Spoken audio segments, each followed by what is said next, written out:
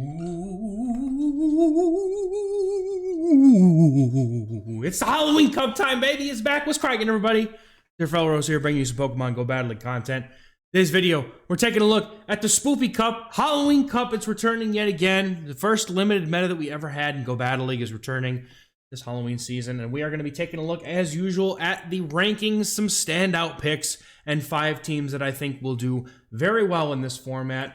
Starting off with the rankings here, you'll notice that Clodsire is very firmly seated at number 1 and number 2 because both of its movesets allow it to be the best Pokemon in this entire format. So, excuse me, still getting over my cough from being sick, but I want to say right here, you could literally sandwich Clodsire into almost any team in this cup and it will be good. It has play into almost everything, and that is exactly why I expect there to be a lot of people running things like Greninja, Azumarill, Quillfish, Golurk, especially the Mud Slappers, okay? The hardest answers to it. And you'll see some Drapions and things as well. But for the most part, you're going to see a lot more Mud Slappers, and in order to deal with those, you'll see a lot more Waters. So it'll be this interesting little dance of Clodsire, Water, and things that beat Water, and then Clodsire comes in and beats those things again. So that being said, Carbink, as always, is a trap, especially in a meta dominated by other poison types, water types, and ground types. I think that Carbink is literally just here because it beats everything that's not that good in this cup. So it just kind of gets a cumulative, like, statutory rank 3 on the rankings for really no reason at all. Shadow Galarian Weezing is sitting up here at number 6, and it's doing okay here. I think it has some play, but again, we're talking about a meta that's going to be full of poison types, and it's hard, especially with the ground types. I mean, Golurk is going to be the biggest offender here, and you're going to have a hard time finding room to make a lot of these poisons really thrive until maybe the meta backs off of Golurk for a little while. I think that's going to be one of the biggest things. You're just to see Golurk on every other team, at least for the first couple of days. So plan accordingly, and I've got teams. Don't worry about it. We're going to get there. I like Drapion a lot. Quillfish, you guys know, is one of my favorite safe swaps. I also think the Greninja, not only is it going to be good in this cup, but I think it could break away and be a really strong safe switch, because there's really nothing in this meta aside from a Charmer, or even I think Toxapex is probably as close to a hard counter as you're going to get against Greninja. So I think that it has a really strong level of play as a safe swap in this cup, as you're trying to maybe bait out the opponent's answer to a water or a dark. I think it could function well either way.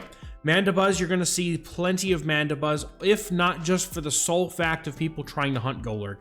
And I think that's really about the only role that Mandibuzz is going to have in this cup. It's just extremely bulky, but at the same time, everything here that has good energy management and good play here, I think that you're just going to have a bit of a struggle trying to find Mandibuzz any footing unless it's locked onto a Golurk. But I could be wrong here. Mud Slaps in general are going to be a good thing for Mandibuzz to deal with. And if there's going to be a bunch of them, like I think there will be, then so be it. Now, in order to beat Mandibuzz, you might see people bringing a low on Ninetales. I'm not sure how well it's going to do in this cup. You really have to dance around the poisons. So we might be able to make it work if we can, again, target those Golurks. But aside from Golurk, right, like everything else has play into it. You're going to be able to deal with Clodsire with it, of course. And in Greninja, it does okay into it unless they have Charm, right? So there's just some very tricky things for like the Ninetales and the Marowak and things that aren't necessarily in these top 10 or so. They're gonna have a tough time. I want to put some light on Kanto Grimer Shadow if you have one. If you haven't got one, then you know you can still use the normal one. It just won't be as potent. But it is also a full XL build typically, so that's also a thing. But I think that as a Mud Slapper with access to Mud Bomb and Sludge Bomb makes it a very unique core breaker to like the very expected to be very common Clodsire or Azumarill core. I think that's going to be a very common pair of Pokemon that you might want to be targeting with that Grimer. So just keep it off of the Mandibuzz. Try to build a team around it to keep it off of Mandibuzz, and you'll be solid, I think. I like also Sableye in this cup. As always, Sableye is just a good force to be had in this cup. Anything that really can deal with a Golurk and have play into other things, in my opinion, is a win. Guzzlord, also something that I like because I'm going to expect a ton of Greninjas to be around. So if you see, you know, a lot of Greninjas, Guzzlord, a team with Guzzlord would be very solid. I also realized that I'm sitting here moving my mouse around, and for some reason, this thing is, there it is. It wasn't showing my mouse, and I'm just like, all right, anyway, my foolishness aside. Wigglytuff is here, yay. Malamar is here as a very, very safe-ish sort of Pokemon. Like, it has very good coverages, and I think it could do very well. It gets good at getting shields, maybe as a lead or even as a safe switch. The Galarian Moltres, if you have it, not a bad time to use it. I also like Runerigus to be kind of like the Golurk that isn't Golurk, right? It beats Golurk, so it has the same typing, so it should, in theory, do pretty well.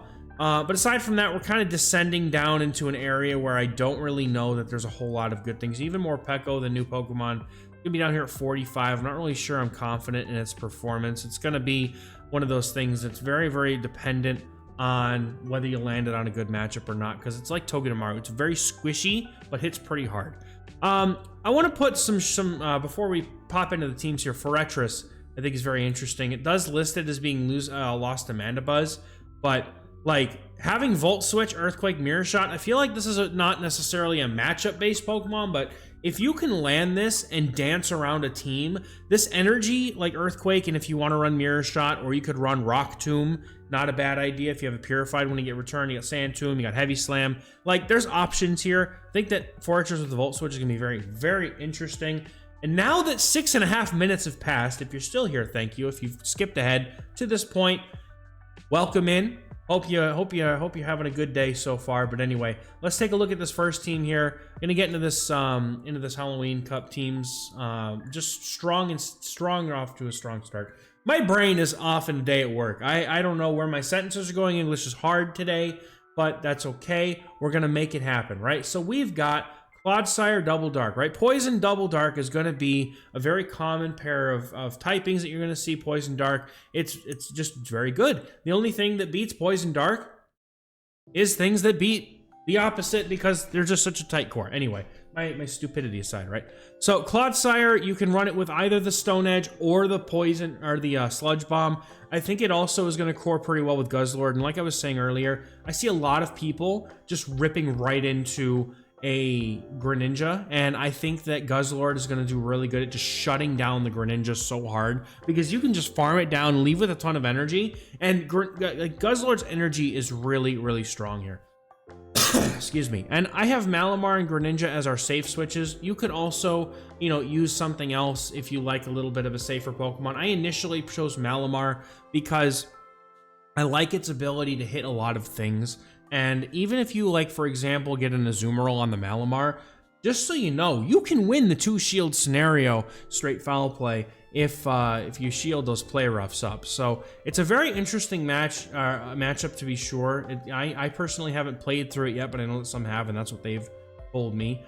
Clodsire should never be the main Clodsire answer, so being weak in the back to Clodsire while having a Clodsire lead, not ideal. So we've built pretty okay into the Clodsire here in general, and we've got 2 Pokemon in the back that can very, very well handle a Clodsire. Guzzlord, sorta. I mean, if you want to replace Guzzlord even with the Greninja and just run that, that's also completely fine as well. But you can see the Clodsire has a lot of wins that it really doesn't deserve to have here. It just, that buffed Poison Sting just sent it soaring to the top of the meta. But as far as things that beat this team on paper anyway, Zweilous is here as the only thing that can beat this entire team straight up. And I would be hazard to say that you could play around it for sure. Clodsire does very well with the bulk. You know, you're only going to have Zweilous beating all 3 of these things in a 1v1, but not a 1v3. So you're going to do a lot of damage to that Zweilous. But everything else, right? Frostlass, probably not going to be a ton of those with all the darks rolling around, but if there is, you know what?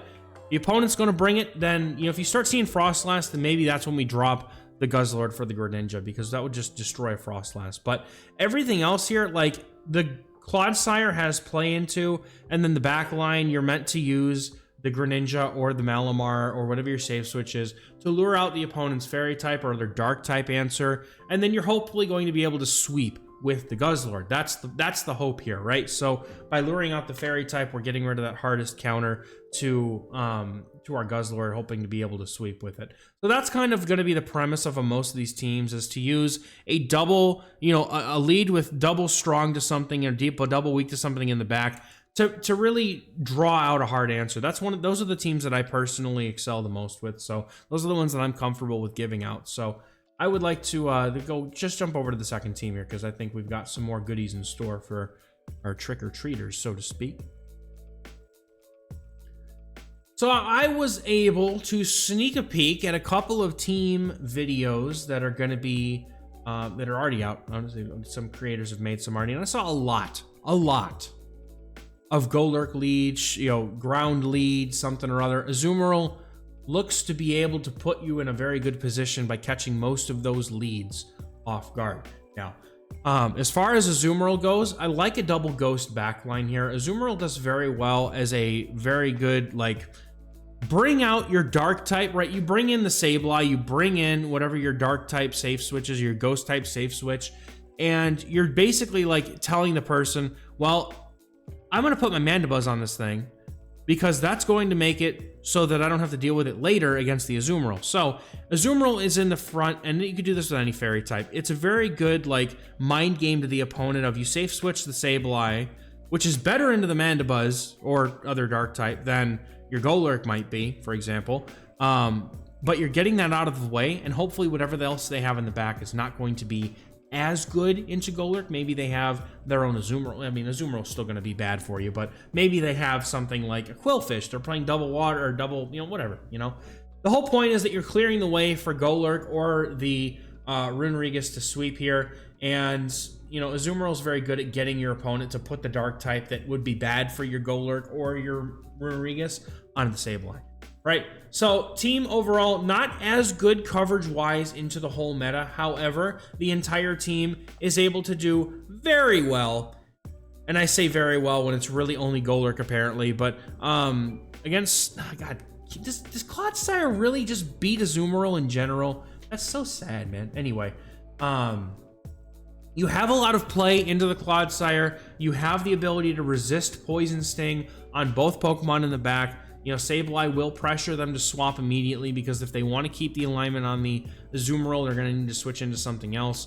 And Azumarill getting some energy and coming back into the Clodsire to hit it with an Ice Beam or two is going to be a good situation for it. So, that being said, this team, I think, has really good anti-meta potential and is very good to put with an Azumarill lead. And you could put almost any ghost behind Azumarill and it will do well. It really does, they really core well because of the fact that you're able to, get those dark types out of the way with the Azumarill. So, number 3 here on our team's video is going to be a little spicy here. Now, when this team wasn't even a thing for me up until about 10 minutes ago. As I was going through the Sims, looking at some good, things that could beat things in this meta, I don't really appreciate the fact that this is showing me that Clodsire wins, but it only wins if it has Stone Edge, okay? So the thing is you land that drill run, you shield the first move on the Beedrill, and then, or even maybe if you don't want to, maybe if you just want to go straight into the Greninja, because you've got 2 better answers in the back to Clodsire, technically speaking, your Beedrill will win if the opponent has the Sludge Bomb. They don't have a way out of that matchup. I'm looking like an idiot, man. Look, I'm telling you, not 5 minutes ago I simmed this, and Beedrill beat Clodsire. I'm telling you, it happened. Anyway, you have 2 better answers in the back to Clodsire, so even if you see a Clodsire in the lead and you don't want to play it out because you're a bozo like me and thought, well, surely I beat it, and then you realize you don't. You beat it in the 2s both ways. So for what that's worth, let it have it.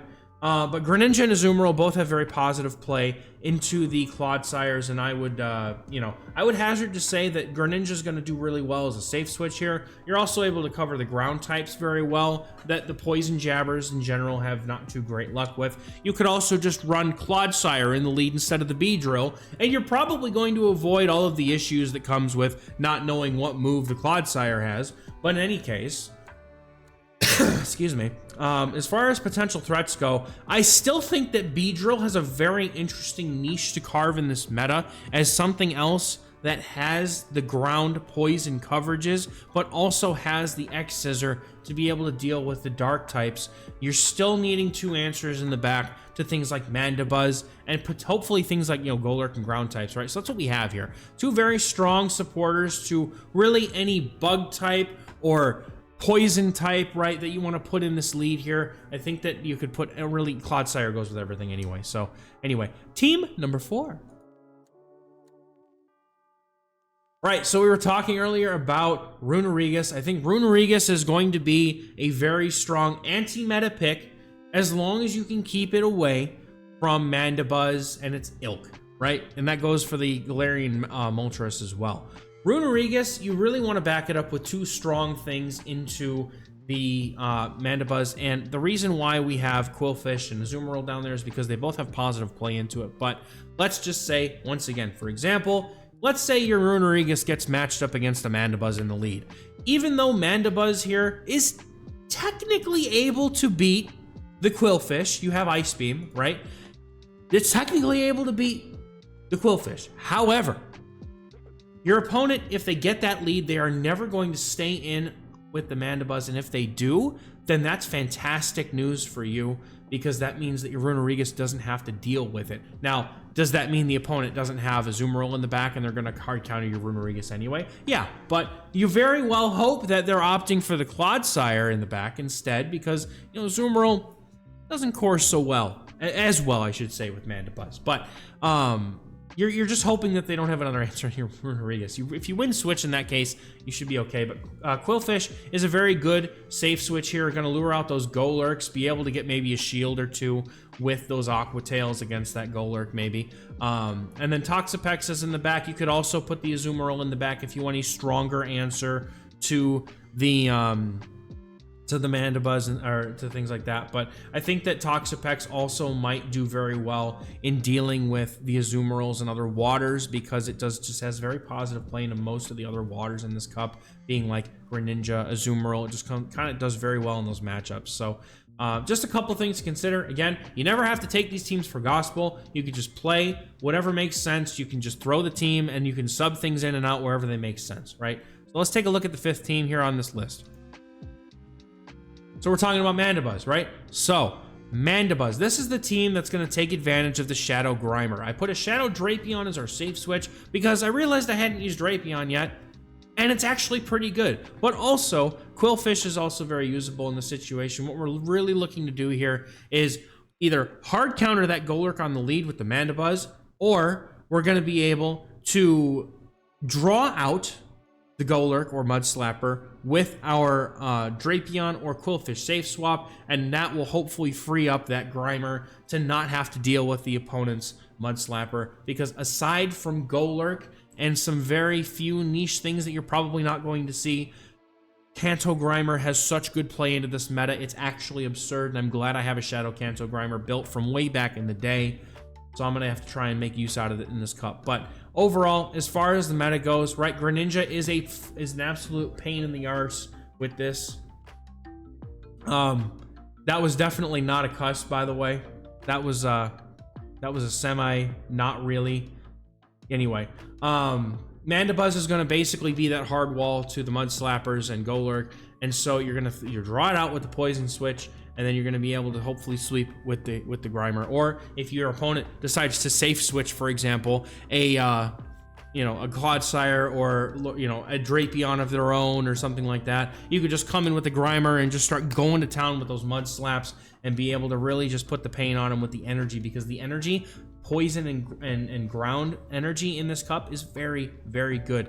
There are so few things that beat this whole team, and only 2 of them are really relevant. I would say that 3 of them really. Raticate could do very well if it gets the chance to stay off of a fairy type, right? But Greninja and Guzzlord do make this team a little bit uncomfortable, but they are team efforts that you could certainly play around. You would just have to really kind of get your A game on and play through them. But everything else, you have play into this meta with, and even though technically Azumarill beats the Drapion, I would still put that as a pretty neutral matchup, because those poisons things add up very quickly. But anyway, let me know if you guys have made it through this my mental like conquest of myself here. I don't know what's happening. My brain is just shutting down mid-video. But if you guys have made it through, thank you so much for watching. And we'll catch you in the next one. Hopefully you guys enjoy the Halloween Cup. Let me know in the comments what you're going to play, if you're going to play it at all. Thank you very much for watching. Catch you guys in the next one. Bye-bye.